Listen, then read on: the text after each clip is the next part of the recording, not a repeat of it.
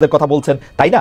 আপনি বলতেছেন যে আপনারা ক্রেডিটটা নেন নাই, চাইলেও কি আপনি নাহিদের সমান ক্রেডিট নিতে পারতেন? বা আমি আপনার কথা এরকম করে বলতেছি না, মানে ধরেন কোনো অন্য কোনো রাজনৈতিক দল সংগঠনের কি আসলে ওটুক জোর ছিল? আসলে প্রথম কথা হচ্ছে নাহিদদের সমান ক্রেডিট নেওয়ার চেষ্টাই আমরা করার কথা ভাবি না, কারণ তাদের নেতৃত্বেই আমরা আন্দোলনটা করছি। এখানে আমরা সব পলিটিক্যাল ফোর্স, বৈষম্য বিরোধী ছাত্র আন্দোলনের যে নেতৃত্ব, আমরা সেই নেতৃত্বের মানে কমান্ডেই সেই নেতৃত্বকে সামনে রেখেই আমরা আন্দোলনটা আগাইছি। ফলে ওদের সমান ক্রেডিট নেওয়ার কোনো প্রশ্নই আসে না।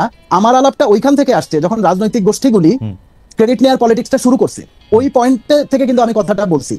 এখানে তো যেমন আমরা জানতাম যে এখানে বিরোধী রাজনৈতিক দলগুলি আছে, সরকার বিএনপি জামাতের আন্দোলন বলে এটারে প্রোটেক্ট করার চেষ্টা করছে, এবং সে জানে যে ওইভাবে একটা পলিটিক্যাল ফায়দা সে পাইলেও পাইতে পারে।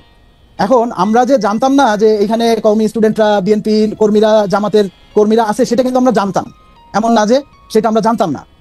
কিন্তু আমার কথাটা হচ্ছে যে পলিটিক্যাল গোষ্ঠী এটার যে ক্লেম করার যে রাজনীতিটা, সেই রাজনীতির মধ্যে দিয়ে জনতার ক্রেডিট অনেকখানি ম্লান হয় না।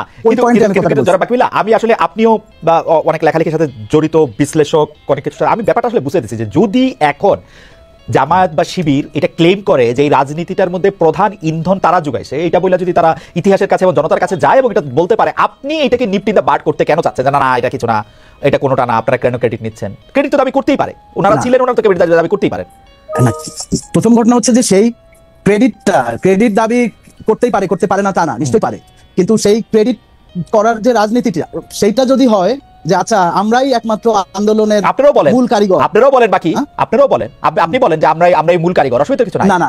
না সেটা যদি আমরা বলাবলি করি, সেটা বলাবলি করার মধ্যে দিয়ে আন্দোলনের যে ছাত্র নেতৃত্ব এবং বিশেষ করে আন্দোলনের যেই সাধারণ জনতা, যে আমার ছেলে রাস্তায় গেছে বলে মা বেরোয় আসলো, এবং তারা যে রোলটা প্লে করলো রাস্তায় নাই মা, তারা যদি রাস্তায় না নামতো, আমরা যেই পলিটিক্যাল গোষ্ঠী, ইভেন বিএনপি জামাত পলিটিক্যাল গোষ্ঠী হিসেবে আমাদের চেয়ে বড়, কিন্তু তারা এত বড় না যে এই জনতা না নামলে তারা এই আন্দোলন উইন ওভার করার ক্যাপাসিটি তাদের ছিল না। এটা আমি আপনার সাথে সম্পূর্ণ একমত, কিন্তু জনাব আকিবুল্লাহ, আমার আর আপনার ক্ষেত্রে যেখানে আমি আসলে প্রশ্নটা করতে বাধ্য হচ্ছি, যেখানে আপনি যাদের নেতৃত্বে আপনি আন্দোলনটা করছেন, তারা যদি গিয়া বলে আন্দোলনের সময় আমাদের সবচেয়ে বড় শক্তিগুলির অন্যতম ছিল হচ্ছে শিবির, নাকি একমাত্র শক্তিই বলছে, এখন ভুলে গেলাম সার্জিস কোথায় গিয়ে জানি, একদম একমাত্র, তো আপনি তো মানতে হবে তাদের কথা যে তারা বলতেছে যে এটাতে শিবিরের বিরাট ভূমিকা। আপনাদের কথা তো তারা বলে না, আপনাদের কথা যে তারা বলে না, এটা তো নিশ্চয়ই সিগনিফিকেন্স আছে।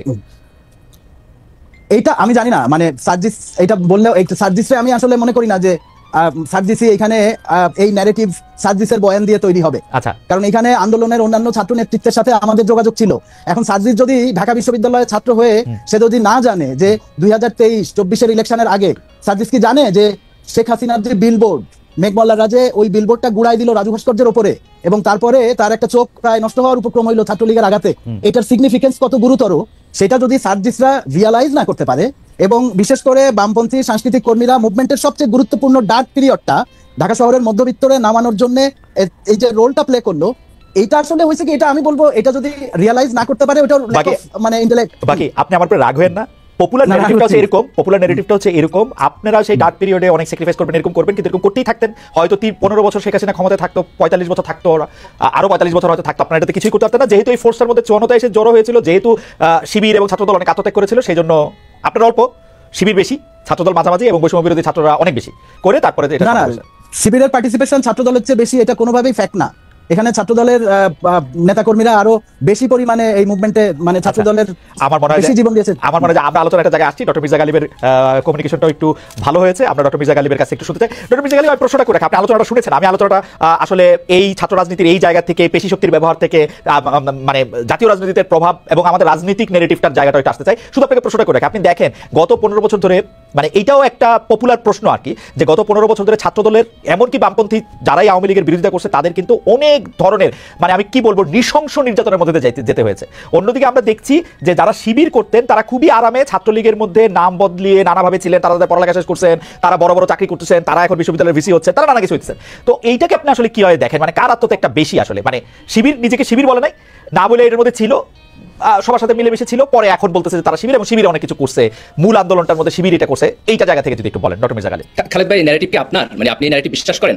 না আমি কিছু বিশ্বাস করি না, আমার বিশ্বাসের জায়গা থেকে আমি পপুলার ন্যারেটিভের জায়গা থেকে প্রশ্নটা আপনার কাছে করছি। ঠিক আছে, ওকে ওকে, এমনকি আপনি একটু ডিসকানেক্টেড ছিলেন, এমনকি বাকি বিল্লাও কিন্তু এটা বলেন নাই, এটা আমি বললাম জায়গাটা থেকে, বাকি বিল্লাহ অন্য একটা জায়গা থেকে বলছেন, আপনি শেষ বক্তব্য নিশ্চয়ই শুনছেন।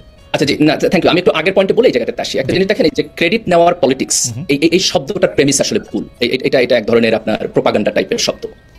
এটা পলিটিক্স হবে তখনই যখন যে যতটুকু করেছে তার চাইতে যদি বেশি দাবি করে, সে যদি মিথ্যা কথা বলে, সে যদি ইনফরমেশনকে আপনার ডিসইনফরমেশন করে। কিন্তু যার যতটুকু কন্ট্রিবিউশন সে যদি সেইটুকুকে অনেস্টলি দাবি করে, তাহলে সেটার মধ্যে তো ক্রেডিট নেওয়ার কোনো পলিটিক্স নাই। এটা হচ্ছে একটা জিনিসকে অ্যানালাইসিস করার পদ্ধতি, এবং তারটুকু সে দাবি করবেই, এবং আমাদেরও সেটা মেনে নেওয়া উচিত। যদি দাবিটা তার কাজের চাইতে বেশি হয় তখন আমরা এই প্রশ্নটা করব। এখন আপনি দ্বিতীয় যেটা প্রশ্ন তুললেন যে এই আন্দোলন, শেখ হাসিনার বিপক্ষে যে আন্দোলন, তার 3টা ধাপ দেখেন। প্রথম ধাপ হলো একটা লম্বা সময় রাজনৈতিক দলগুলো এই ফ্যাসিবাদের বিপক্ষে সংগ্রাম করছে। সেখানে বিএনপি ছিল, সেখানে জামাত ছিল, সেখানে ছাত্রদল ছিল, সেখানে ছাত্র শিবির ছিল। এবং আপনি যদি দেখেন যে আওয়ামী লীগের এই অপারেশনের এগেনস্টে